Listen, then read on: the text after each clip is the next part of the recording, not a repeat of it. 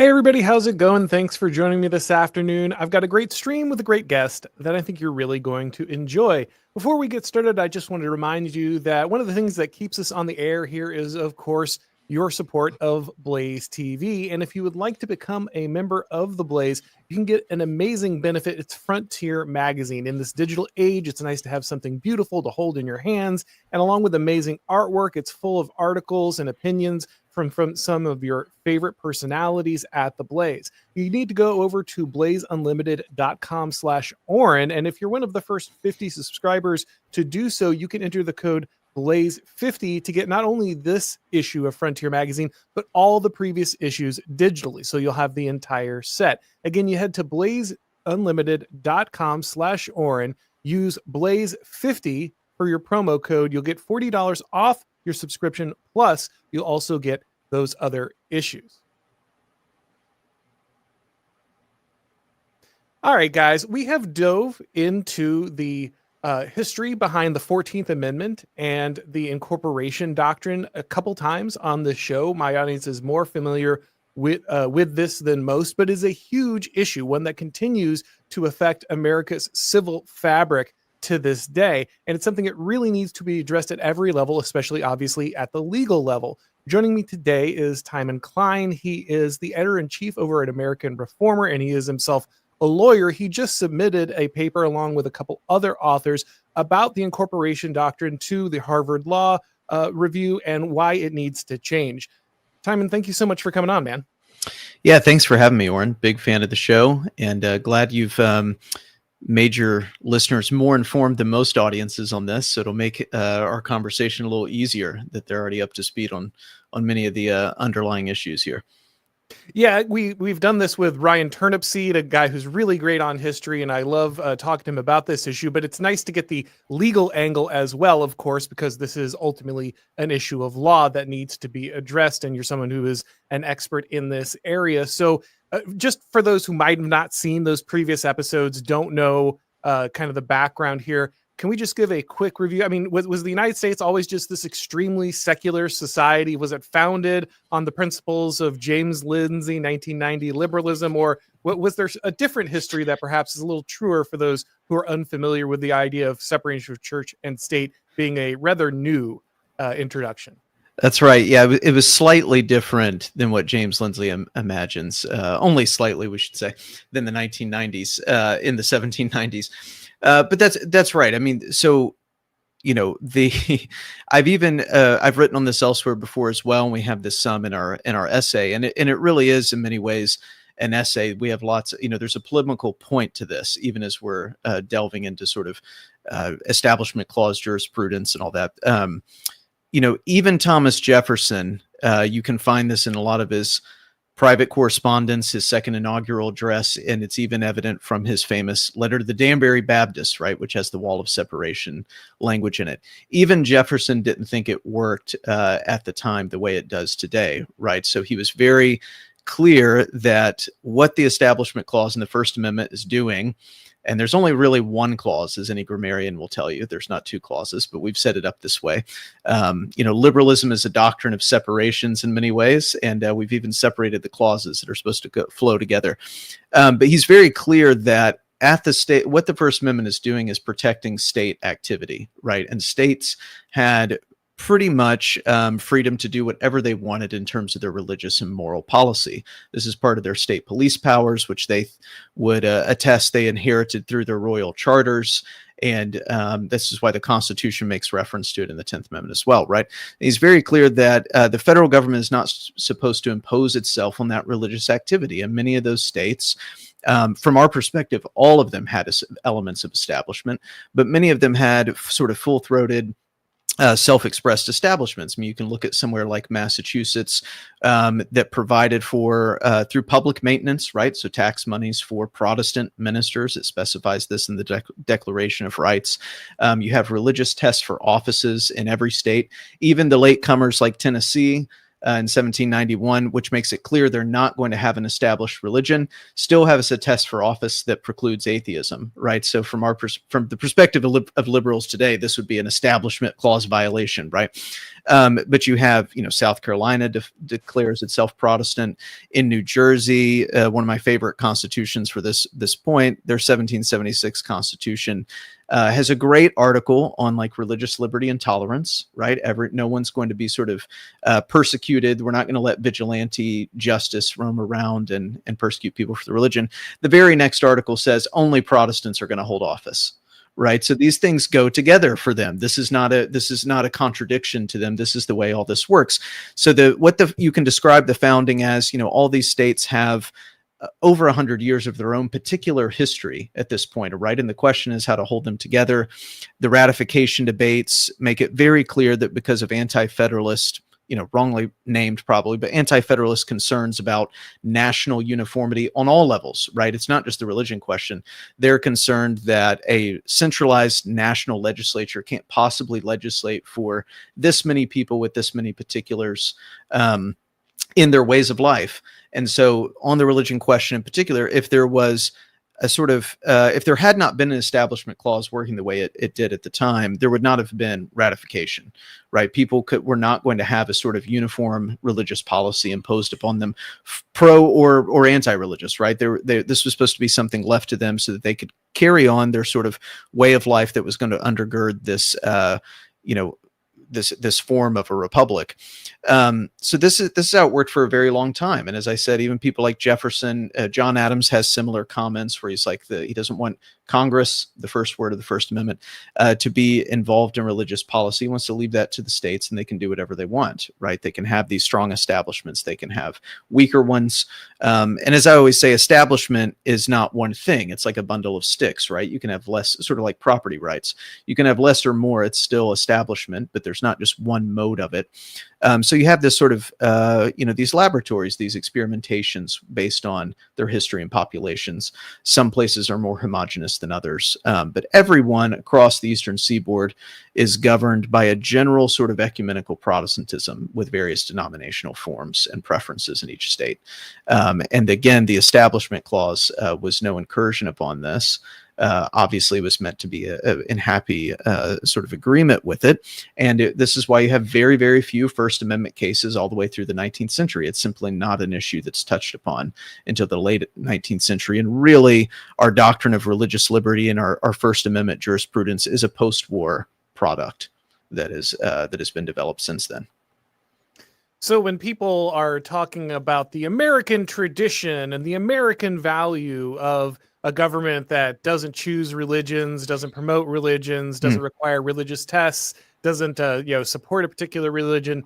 In fact, actually, none of that is the American tradition, and early America is a place of blasphemy laws and blasphemy laws, Sabbath laws, the whole thing, right? All these things would be the American tradition is one where these are locally, we might say, decided, right? That it's just a question of sort of distribution of labor or jurisdiction. Right. It's not that these things were wiped away and that the American experiment is supposed to be this religious, secular utopia. It simply was a question of forming the proper mode of government for this particular people, basic sort of Montesquieu advice on how you dictate these things for the sake of having any kind of union. I think Max Edling rightly describes the federal constitution as the form of an international treaty. I do think that's what it mimics, and that's how it essentially functions. And you have many comments in the late 18th century that these are all little republics, right? These are little nations, and that's how they're going to relate to one another. So external policy, things that concern all of them, are something that the federal government can sort of handle for the most part. But these domestic and internal questions, health, safety, morals, religion, are things that are almost entirely left to the states, right? Unless there's some kind of irresolvable conflict over state lines. And this functioned very well. I think it was a great thing to try. I think that sort of federalism is something that's a good thing. What we've had in the post-war period, though, is actually post-incorporation, which is what Everson, the 1947 case, does. It incorporates the Establishment Clause. The free exercise clause had been incorporated 7 years prior. Since then, what you've done is taken a constitutional mechanism meant to protect the religious diversity across the states, and which was developed out of fear of uniformity. And what you've done is enacted national uniformity of a sort of public atheism and secularism. So it's doing the diametrical opposite of what it's supposed to have done. And this is the effect of it at this place. So not only have at this date, you've removed not only state sort of purview over religious questions, which would have been a violation of the Establishment Clause's intent, but you've also used it, weaponized it to enact a sort of uniformity. As we know, this liberalism likes to hide behind a veneer of neutrality and sort of disinterested, posture, salutary neglect of these things. But in fact, it can't escape the laws of politics, and there's always a sort of governing orthodoxy that's imposed. In fact, as I've said, the fear mongering over theocracy is just that. It's fear mongering. Theocracy is, by definition, ruled by a priesthood. And actually, I think liberal modernity, as we've experienced it since the 40s, is the closest anyone's ever really had to a theocracy. The rule by priests, just because they don't wear collars and their cathedrals are brutalist architecture, doesn't mean it's not a priesthood. And you had a Florida case not too long ago, responding to some things that the DeSantis administration was doing with education at the time, that declared, the professoriate as the priests of our sacred democracy, right? This is actually how they conceive of themselves. It's actually what they're doing. So we do have a national religion, and this was always thought to be problematic by the founders, and also just unworkable, perhaps more importantly, unworkable when you have this big of a country, which is only expanded, right? So basically all the stuff that people describe as, Christian nationalism or scary Christo-fascism is actually just what the founders believed and is the actual American tradition. And what people are spouting now is an entirely different faith that seems to more or less come to power after the Second World War. Yeah, I mean, what we have now is a complete aberration. I mean, there's a good book by John Fia, historian, who just, he's no fan of Christian nationalism. You can read his columns at The Atlantic and these places, but just says that up through the 19th century, everyone would have, without question, thoughtlessly affirmed that we're a Christian nation. They were Christian nationalists, right? And that it's a good thing, or perhaps just at least a natural thing. This is what we are. What is bizarre, historically bizarre, is what we've tried to say since the 1940s and 1950s about ourselves, which is the real experiment is trying to experiment with irreligion, or perhaps this sort of fake pluralism, which is also unworkable and a cover for many other things, and has led, I think, to the inattention to sort of basic questions of political science, which is like how many ways of life can you mix together when they're opposed to one another or so radically different, is actually what's led to the regionalization or balkanization that you see people like at the Atlantic, David French or Ann Applebaum or whomever, freaking out about on a regular basis. This is actually what's created it. And the original mechanisms, constitutional mechanisms, were meant to preclude that by being attentive to regional and state-based and even locally based differences that you could allow to, coexist by not introducing a sort of uniformity over them. Allow them to have self-determination and self-governance at that level. So it's actually the sort of liberal aversion to conflict and violence. Most of liberalism is about conflict avoidance. In the post-war period, it's this sort of approach that actually requires a uniformity that is itself violent to communities and violent to the original constitutional order. So let's get into the actual legal development. So prior to the idea of incorporation, the Bill of Rights applied only to the federal government, to the national government. It did not apply to the states, which most people somehow still do not know to this day, that the First Amendment, all these amendments, did not restrict any state government or any of these other interactions. It was only the national government. What spurs this shift from the first 10 amendments being something that are only restricting the national government to be something that now needs to be directly applied to the states? Yeah. Well, of course, the context of the 14th Amendment is the Civil War, right? We all sort of know this. What's most interesting for our purposes is, at least for the first, now you have sort of jurisprudential arguments around every single amendment of whether it's possible to incorporate it, whether it was intended to be incorporated by the drafters and ratifiers of the 14th Amendment. And those debates, you sort of break them down to each one.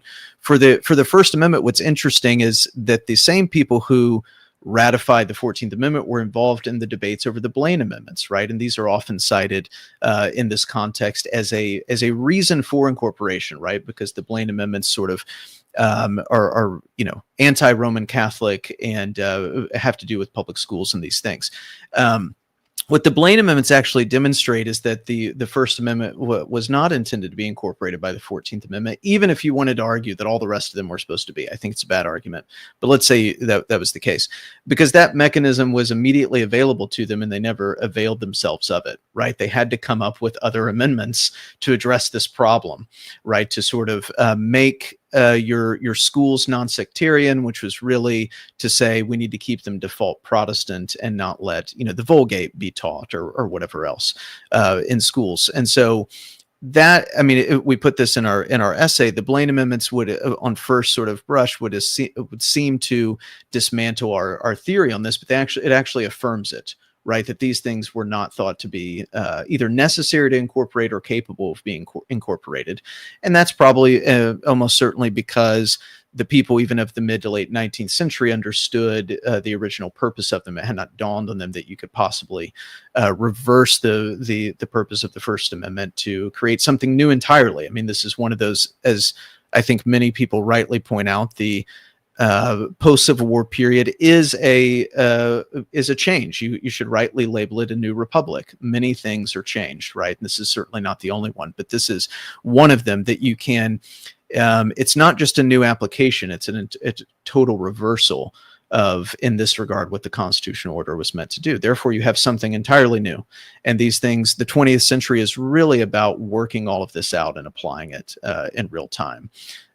Because, as we should note, by the time you get to 1947, there are no establishments in states, right? There's nothing to deal with, but it's deemed important by Justice Hugo Black and the rest of the court to apply and go ahead and incorporate the First Amendment so that we can do some other things. So clearly the impetus was different than simply saying, look, we don't think it's fair. You had arguments like this at the time in, say, Massachusetts of religious dissenters, still Protestants, but of other denominations, saying we don't want to pay for ministers that aren't ours, right? That's a basic sort of objection at the time.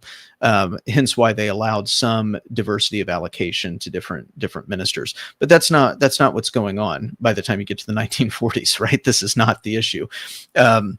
So it's all that to say, the 14th Amendment has produced many confusions, many ills through this process of incorporation, and nowhere, I think, more so than on the religious question, because it's through this jurisprudence.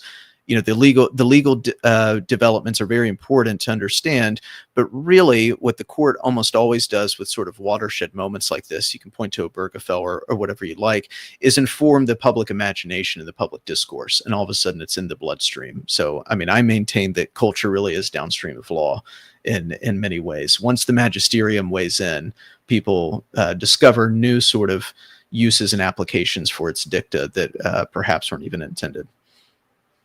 So how has this kind of mutated over the years? We know that the intention was to impose this uniformity, and that has certainly happened to some degree, but it seems to have opened up a full-blown jihad over kind of Christianity in the public square. Other religions, not so much. We see very few lawsuits brought against Hinduism or Judaism or Islam being practiced anywhere. But ultimately, this has not just impacted, the establishment of state religions. This has become a witch hunt on pretty much every level for the existence of Christianity in any organization, underpinning basically any structure of our society. Yeah, it's so I would say it's enacted a public atheism, but the atheism is not equally concerned with all forms of theism, we might say. Perhaps this is somewhat natural. If religion, or if Christianity is the predominant and default religion, it's going to be the one that comes under fire the most, because it's most ingrained in public expression and public institutions. So this is where the war is going to be waged. And of course, the people of the persuasion that the court ends up articulating are already anti-Christian, and maybe they think Islam, for example, is equally irrational. But in the 40s and 50s, it's not around either, right? And up through the 60s, same kind of dynamics. It's not, but this has certainly opened the floodgates for other religions to gain a foothold, and liberals are, relatively unconcerned with these other religions that should be more offensive to their disposition and their proclivities, but for some reason it's not. So there's a different overarching narrative that's informing them or animating them. But it's in Everson in particular, what's interesting, why it's an interesting case, is it's a pretty innocuous case. It's about basically public provisions for busing to students, voucher system for busing, that applied to everybody. Right. So the fact that in this case, predominantly Catholics in New Jersey were using this for their parochial schools, the court even decided was not a problem. This is a sort of neutral law. Everyone can benefit from it. So for the particular case in controversy, no further action was required. Right. This is solved. It's not a violation of anything. But Justice Black, writing for the majority, decides, no, it's time to go ahead and articulate what we think the Establishment Clause does anyway. And the courts usually do this when they're sort of wish casting, right? They're signaling what the kind of case we really want you to bring so we can make this definitive. So we're going to, through our dicta, tell you what the Establishment Clause means, even though it wasn't violated here, we have to say, right? So this is where all of a sudden the Establishment Clause means that both state and federal governments lack any and all competency to determine anything about religion whatsoever, right? This competency is completely gone. And that, as you're pointing out, means they certainly can't decide later as things develop for various reasons, whether certain religions are incongruent with the American way of life, right? So you've sort of taken that tool completely out of the toolbox for any government. They claim this is, of course, original intent and all of this. And the rest of the 20th century after Everson is really just about applying this to various things, especially you'll see if you look up, just Establishment Clause cases, sort of the string citation of establishment. Most of them have to do with education, right? Most of them are in the public school arena. You have some that are dealing with, in 61, they decide Maryland's very bland theistic oath of office is unconstitutional. There's other cases dealing with public displays of, crosses or the Ten Commandments or what have you. But most of them are really about what are we doing with the kids, right? How are we indoctrinating them? So the left recognizes way earlier than the right does, or at least the mainstream right does, that this is really all about indoctrination, and you're going to do one or the other with your children. And so this becomes the battleground. Only recently have you seen people on the right start to kind of recognize this, but it's very obvious that the right or the left knew this 100 years before we did and acted accordingly. And so the case immediately after Everson the next year is about, in Chicago public schools, are you allowed to have a voluntary sort of theology elective that requires parental consent? And they had them for Protestants, Jews, and Catholics. And the court says, no, this is a clear violation of the Establishment Clause. You can't, educate your kids the way you want to if it's going to be religious. And this sort of liberalism has to have a formalist view of what religion is. You need the collar. We kind of know it when we see it. It has to be official. These are the things that are bad that lead to the horrors of the 20th century, not any other ideologies, right? It has to be these formal these, if you use Rusty Reno's phrase, these strong gods, right? You have to get rid of them. So much of it, again, has to do, and I think the founders recognize this, right? You can read Benjamin Rush and others on, we've got to indoctrinate our kids. You have to teach them, your religion. Otherwise, this falls apart. So the left and the progressives in the 20th century sort of got on about this and got serious about it. And this is what has opened the floodgates to many crazy things in our schooling system. Yeah, I actually, my father was the attorney for a school board, one of the few in the country that was teaching a elective uh, uh, biblical history class. Mm, That became like a huge flashpoint. It was actually yeah, had like 15 minutes of fame because it became so controversial. Not that there was any religion being taught, not that it was required to be taught, but that yeah, you could elect, perhaps, maybe, to go learn, something about the book that defined our entire culture and civilization that yeah, was considered very, very edgy and revolutionary at that time. yes. So if the if the incorporation clause was Mm, suddenly reversed, if we understood that properly tomorrow, what would mm, that practically look like? Like what yeah. would change with the states? How would that be any different than what we have now? Yeah. And I should point out that, like, there's been signals from the bench for, since the 80s. I mean, Justice Rehnquist, everyone can go read some of his dissents in various cases, and see, especially the Joffrey case from Rehnquist, his dissent in that case. He's very clear, has very clear and proper view of the history, original interpretation, all these things, and thinks it's nuts. If you go back to the Shemp and one of the other cases that Justice Potter Stewart wrote a dissent in, he's even more explicit in what's happening. He's like, this is the enactment of a sort of national secularism. This is what's happening, and saying that very early, right? So, and Justice Thomas has sort of taken up the mantle in various Elk Grove case, others where he either in concurrences or dissents where he said we need to rethink the entire Establishment Clause jurisprudence, and he thinks the free exercise clause can be incorporated, but the Establishment Clause can't. He calls it a federalist or federalism amendment or clause in the amendment, meaning it only applied to the federal government. There's no way to sort of apply it otherwise. So there's appetite, or there has been appetite at various points from the court to consider this, right? And it seems to be growing. You had the case just this year, back in May, where an explicitly Roman Catholic charter school that was online in Oklahoma, that case went up to the Supreme Court after the Oklahoma Supreme Court ruled that it was a violation of the Establishment Clause. And because of Justice Barrett weirdly recusing herself, we got no decision. We had a 4-4 gridlock with no opinion and no record of who voted what. So we need other cases like this to challenge it, right? And clearly the court is willing to hear something like it. So this is not a pipe dream to at least reconsider what we've been doing for the past 75 years. What it would look like practically on the ground, we have to recognize that the context, the religious makeup, the ethnic makeup, all these things are not the same as they were in the late 18th century, right? Perhaps, one argument we make that this is even more necessary now than it was then.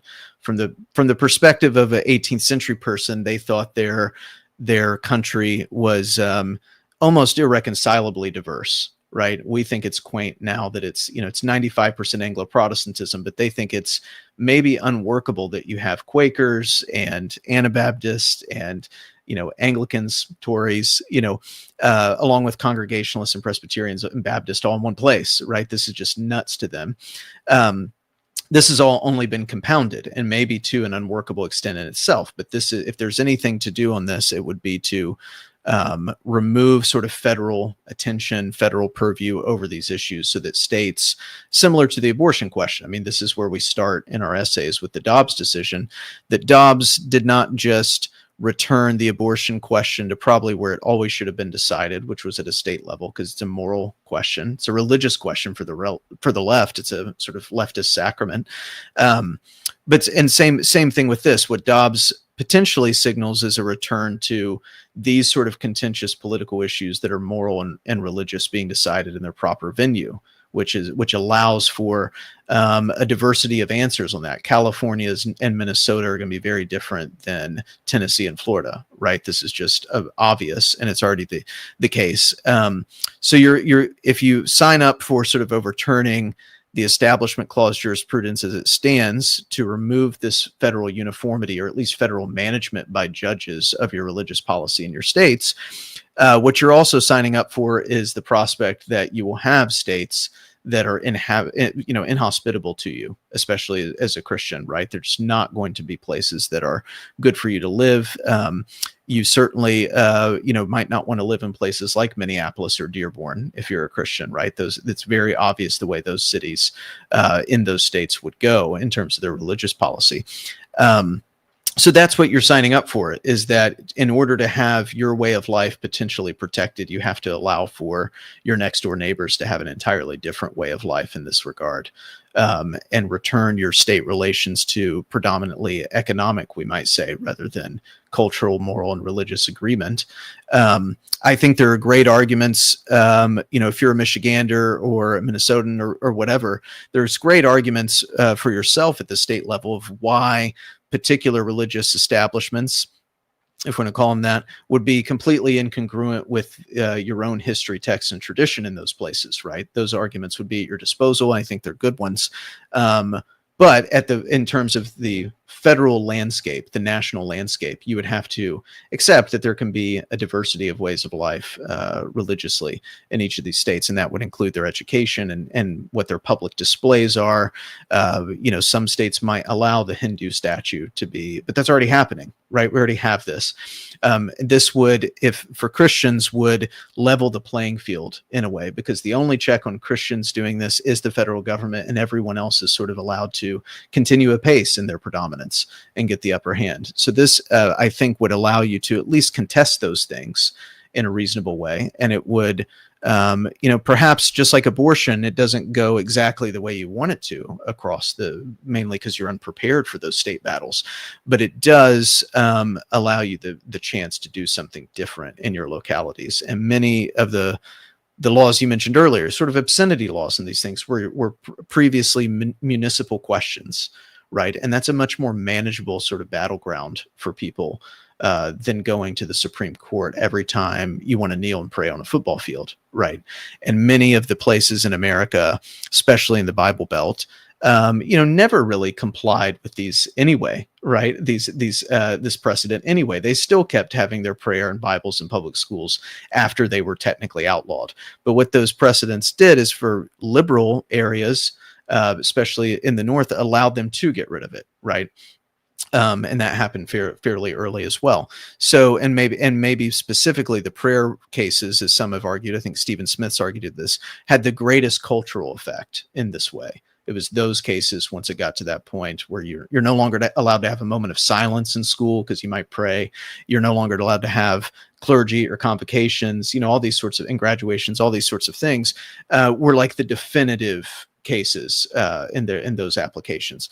So it allows you to escape, this sort of stranglehold that the left is at. What they do is produce precedent in jurisdictions that are favorable to them, and then gain federal or national stamp of approval, so that now they can weaponize them into any location they move into en masse, right? And it's a great strategy. So what you do is sort of take that bullet out of the chamber and allow yourself to form different things. So there's a couple of complications with that, and of course I agree with a lot of what you're saying. I agree that ultimately the incorporation doctrine, as it's currently understood, is just a disaster, and that we need to return a good degree of decision making when it comes to these things to the states. That would all be fantastic. But just practically, I think we can probably see a pattern here, that the need of uniformity is a need of empire. Yes. From the 14th Amendment, basically repealing the 10th Amendment after the North conquers the South, then after the United States conquers the world and needs to unify its empire, it has a shared culture post-war. It needs to eliminate these particulars across the rest of the contiguous 48. And so we see over and over again that while yes, technically law is what gets this done, and I'm with you that culture is downstream from power, and law is a central part of that. Ultimately, these things are necessary to operate the country in that way. You can't be a unified empire if states can leave. You can't be a unified empire if states can decide when and where they want to establish churches or make these different rules.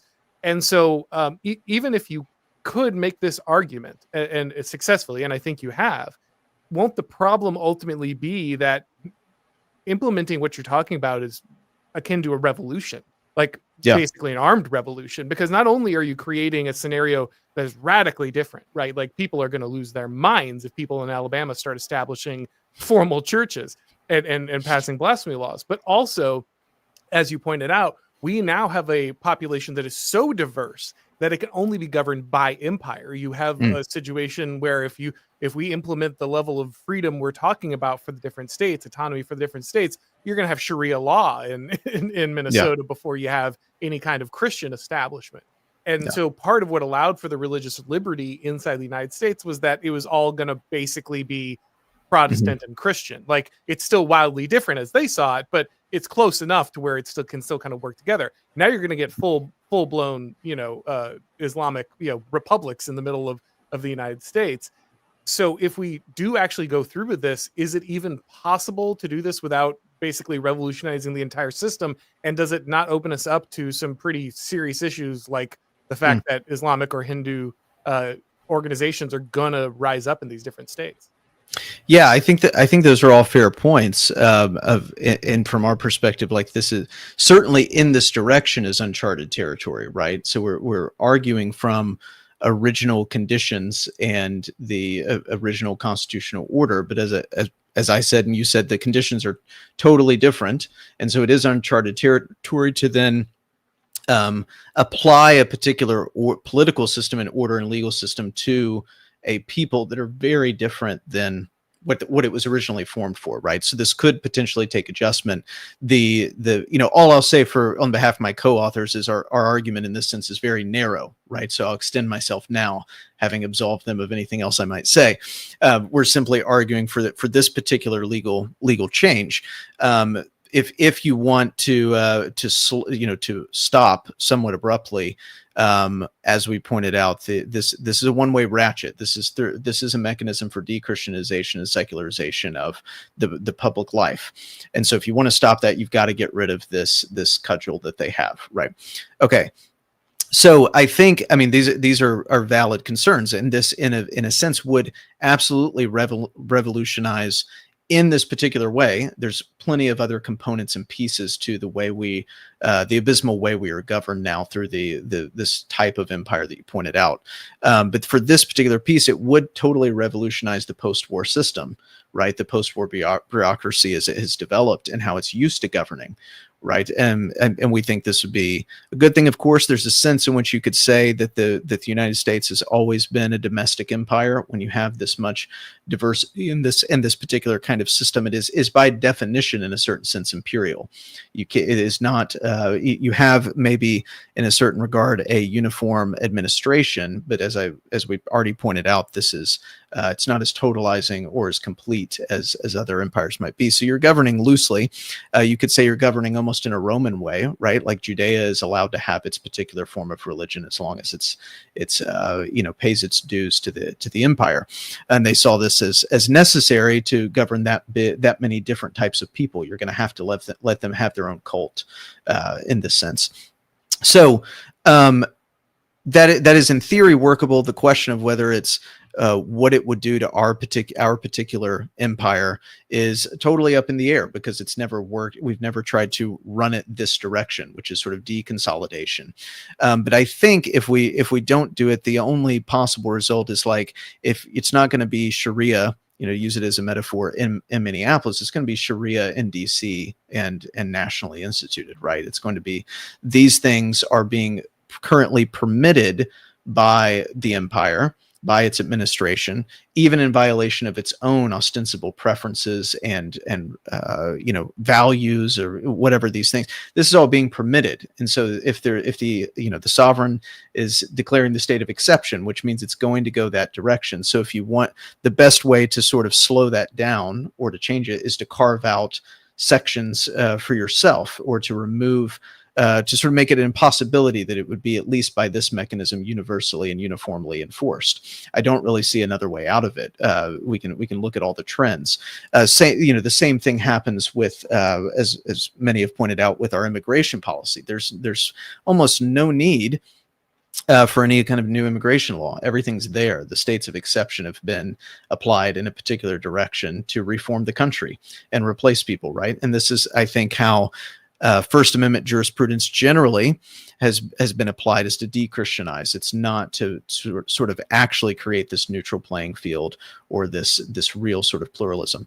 So I don't really see another, in this regard, mechanism of correction, even though it will certainly unleash many complications that it wasn't really built for, right? The constitutional order wasn't built for this type of diversity. But you've got to sort of take the first step to see what happens and what shakes out then, because the current trajectory is insufferable. You certainly can't continue this way. And you would have to, as I said, potentially sign up for these kinds of, from our perspective, abysmal results in particular localities.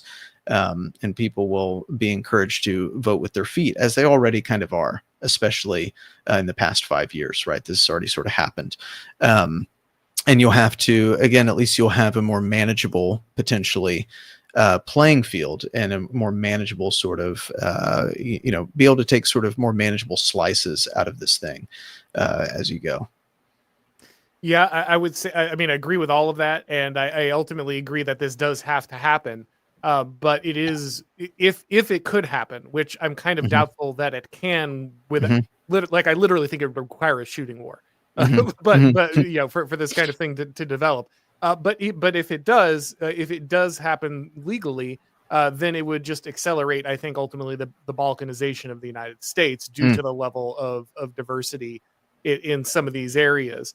And I suppose ultimately people would have to decide whether they think that's a good thing or a bad thing. But I think you're right that as long as we continue to stay under the current paradigm, we're just going to continue to trend in the same direction. There's no escape from this without having to go through it. And going through it would be rather difficult. But also, you know, if you don't stop this, if we don't stop going down the road we're going on, then even if the government doesn't, technically change the official religion of the United States or anything, the demographics will shift. The groups that are allowed to practice their collective interests will dominate, and these things will continue to move in their direction. Even if the formally we're still theoretically talking about religious neutrality or any of these things. Yeah, and I think talk of balkanization is again, it's different now, but we should note that, like, most of the people fear-mongering over balkanization would consider the 1789 settlement to be balkanized. That's how it would appear to them, because they're comforted by it, because they're used to a certain type of uniformity that projects a unity that's never there under the surface, right? It's simply impossible to actually do, but it's comforting to them. That's what they like. So they just like on the initial religion question we were covering of, like, what was the landscape at the time, they would froth at this, right? At 18th century life, they simply would think it's evil. A lot of evangelical Christians would think that this is radically intolerant and bad, and all these things. So some of the result, even chaotic kind of result, which is because you're trying to work in reverse, is really just getting you back to a place that approximates more what you actually began with. Again, we've already noted the radical differences, but in some of these things that scare people, it's like this simply was the mode of governing, or intended mode of governing at the beginning, and this is how it would be. They were worried about the same things, right? There's just no possible settlement otherwise. So I think it certainly would stretch people, but none of it would actually be that historically novel from that perspective, right? The other things that we've introduced since the 20th century as well, in concert with this, are genuinely scary. But those things are scary whether we introduced this sort of correction or not. They're happening anyway. So I really don't see it as making any things worse. All it does is give you the opportunity to make some things better. I think even those results, we could say sort of violent balkanization, or whatever you want to say, are coming one way or the other, right? So this potentially has a salutary effect, a sort of calming effect, if you at least give people the prospect of self-determination as communities in this way. If you continue to deny that to them, and the one-way ratchet's becoming more apparent, it's going to explode more violently, I think, than it would otherwise. I don't agree with, I'm not an originalist myself, and I don't, even though I appreciate Justice Scalia, but this is one of his, valid points is like if you continue to introduce this uniformity with the stroke of a pen by the court, it's going to make things hotter. Every court case, every election at the federal level is going to mean way more than it should, and the results will become less acceptable. If you allow, this can be taken too far, but sort of if you allow the losers the prospect of regrouping and maybe winning, it allows people to accept defeat more easily. And last thing I'll say is just, whether this happens or not, you're going to have the sort of, fleeing from places like Minneapolis anyway, because of what's happening there. And there's nothing built into the system currently as it stands that can check that. It is going to happen. So whether you remove the establishment clause or not, that, Minneapolis is fallen, right? It's not being applied to them anyway. So it's like, there's nothing to do there. All we're saying is, how about, Christians and people that would like to live in culturally Christian societies have a chance to form their laws, their customs, their norms in a similar way. And this is the impediment to that. I don't think, given the state or sort of dynamics currently in the country, you're ever going to have, 17th century New England back. That's not going to happen. But what you could have is if you want your theology elective in your public schools, you can have it, right? You can do these sort of things and apply or maybe recover a form of toleration that is still able to maintain a moral and religious center, which was the whole idea that holds things together, rather than just completely removing that essential glue from your socio-political life. Yeah, as is pretty much the case with everything at this point. It's a matter of knowing what time it is. Radical action now will save more radical action down the road, but you'd have to have the foresight and the political will to take strong action. And you have to recognize, if we're going to be Machiavellian, the necessity of the future potential problem, right? Right. So the prudence is in the way that he described it. So if again, everything is going to seem increasingly going forward is going to seem radical and crazy. This is the moderate option, just like current immigration policy is the moderate option. Right. So, ignore the fear mongering. What's actually being avoided is something that no one wants, which would be radical sort of, violent explosion. What we're looking for are solutions that actually maintain some of what we have left and do it relatively peacefully. Well, we have a few questions from the people over here. Is there anything that you want to cover that we didn't get to before we check out what they're asking? No, I think broad strokes we covered it. It's a long essay, but and we cover, in depth things about that we've hit on, early American life, or early constitutional interpretation from all of your household name founders. You have to get those in there, as well as others that don't know it, and then just basics of we should say like reasonable political science and how you approach these things, contrary to the truisms of modern liberalism that are everyone's indoctrinated in. So we're trying to, we try to explain it and chart the course in various ways according to various, you'd say, dynamics or elements that are in play on this. But ultimately, as I said, it's a narrow argument. This is a bad precedent that's been extended, into various parts of very intrusive into regular sort of ordinary life, which I think ordinary people would feel it being overturned the soonest and best, because your debates over the 10 Commandments at the courthouse is going to continue just in the state venue, but regular people are not going to be bothered as much. And we cover it as a potential solution to the stuff we were discovering at the end there. So there's various angles to this. Ultimately, it's one piece of the puzzle, right? There's many other things that ail us at this point. So if people want to find the essay, where can they find that? And if they want to find your other work, where can they read you? Yeah, so most of my other work, usually at American Reformer. I write some for American Mind, other places. And then this is at the whatever their website is, Harvard Journal Law and Public Policy. People can go find it. I think it's the first essay at the top on the website currently. And they can buy it in print if they like also. Excellent. All right, let's get to the questions of the people then. We've got Based Hillbilly here that says America is non-denominational, not secular. Yeah. I would say it's right. I mean, the Winthrop Hudson from the back in the 60s has a great little book on American Protestantism, and essentially argues that American Protestantism this way invented the concept of denominations as a necessary sort of way to make sense of everything, right?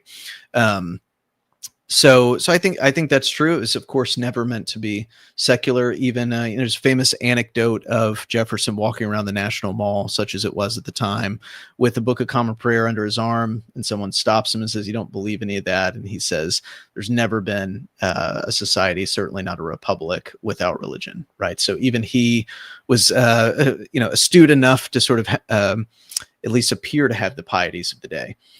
Everyone's Christian, and my own religion, Presbyterianism, was the one that was roundly suspected by almost everyone of trying to have a national establishment. And they were, William Tudor called them the Protestant Jesuits, the Presbyterians. So they were trying to have, and everyone is against it, right? Because you want to be able to have your own kind of establishment, such as it is. So I think that's right. There was never there's no indication in the record that secularism, and there's, just to plug someone like Joshua Mitchell is very good at pointing out that the secularization thesis itself is bunk, and there's really no such thing. All you have today is sort of the skin suit worn by identity politics is bastardized Protestantism. The theological concepts are all still there. It's how it's thinking and functioning. Telebilly also says, make Minnesota Lutheran again mandatorily. Well, yeah, at this point, you'd pretty much need to reconstruct it. So those are kind of the options. You probably need to get some more Lutherans, too. There's not that many. Very true. Well, they're doing their best to drive them away. They're doing their best. Excommunicating young men for following their traditions, Elijah Timon says, yes. You don't understand the slave-owning, sexist, homophobic founding fathers whose statues I tear down actually agreed with me on state secularism. Yeah, well, so I'll say this. Normally, these arguments these appeals to American values and traditions are not made by leftists. They don't care about those.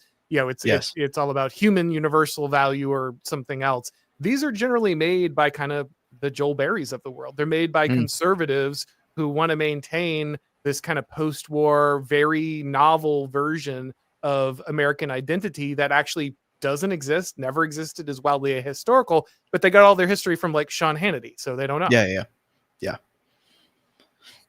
And then we've got... Oh, sorry, go ahead. No, that we can let that one stand, that comment. I'll take that one. On its own. Let's see. Astaroth the Grim says, mass remigration is needs to occur before this can even be discussed, including people that are here legally but aren't fit for American society. Fair point. If you got your immigration down pat first and then took this action, the consequences would be much lessened. And I think we're closer to getting a good amount of deportations than we are getting incorporation doctrine looked at again. However, the order of operations there could ease the pain. Yeah, I would actually agree with that point. I mean, we make clear in our essay, we're like, one thing we're also answering is post-Dobbs, the sort of, such as it is, the conservative legal movement has a bit of an identity crisis. It's like, what do we do next for the next 50-year project? And so we're asserting this as saying, here's what you should be working on, right? Get creative, figure out how to chip away at this and get it overturned. I do not think it's the most pressing thing. I think you have to have a country before you can determine its religious orientation. So I think, I am a single issue voter currently, which is the immigration question. And I think most people share that persuasion. They know something's wrong. So I would agree with that. And then I would also say, in order for any semblance, anything approximating the original constitutional order, which requires a certain kind of people, you have to manage that if it's going to fit them and suit them well. And those, we're different as a people now. So getting a handle on this is important. And, I would say you need to be able to, if we can get that under control, then we can reassess more appropriately of what's actually going to work. Right now, it's simply too influx and chaotic in terms of the population. So I think it's a totally fair point. And again, this is not being presented as the most ultimate or pressing question yet, but I think it could become one if we do other things right. Well, and these things usually have to kind of maturate in the public consciousness for a while before they come due. So you want to start this conversation now. So in 10 Yes. years, if you've got the immigration squared away, this thing Yeah. is already in motion. And I would say too, the type of people you have, when you do have, heterogeneity is a political problem. It always exists, but it's not a good thing. You want people to be in agreement. You want them to be homogenous, right? As much as possible. You want them to agree on basic things and be the same. And then you are able to enjoy a certain kind of liberality among one another, right? Not as like a universal principle, but as a practice because other things are settled. So until you get the people that are big fans of mass toleration, maximal toleration and religious liberty, scare quotes as we understand it today, need to understand that to have that in a real way, you have to have stronger homogeneity and have the sort of requisite peace and basic agreement about general ways of life. Then before you can do that, as things become more diversified, the hand has to be stronger. Yeah, if you're playing your Auron bingo card, you can check your Bertrand de Juvenal box. But Bertrand de Juvenal is very good on this. He talks about why governments don't feel tyrannical due to the amount of power they have. They feel tyrannical because they govern people in ways that don't accord with their culture and way of being. And Yes. so it's not that the government has a specific power that makes you feel like you're under tyranny. It's that the government governs you in a way that is completely different from how you would normally live your life. And so if everyone has a similar way of understanding how they should live their life, then the government doesn't seem as tyrannical because you all are aligned in the same way. You're all living in the same way, even if the government has more power. And I would say this becomes like especially offensive if you've accepted sort of modern liberal democracy, which is all about indirect and representative government. The myth that has to be able to survive for that, Harvey Mansfield's great on pointing this out. The myth that has to survive is that you're governing yourself. So like when the cop pulls you over and you're like, why? He's like, well, you pay me and you pass the law. And so I'm just enforcing your will, actually. Right. And that's why, every elected official does the same thing. He's a maximum populist one way or the other. It's the voice of the people. It's the voice of God. And so that all works if it actually looks like you when they show you the mirror. Right. But when it doesn't, and it's like, I don't agree with any of this, then the necessary myth for this form of governance is completely stripped out. And it actually becomes the least accountable and most totalizing thing possible. Absolutely.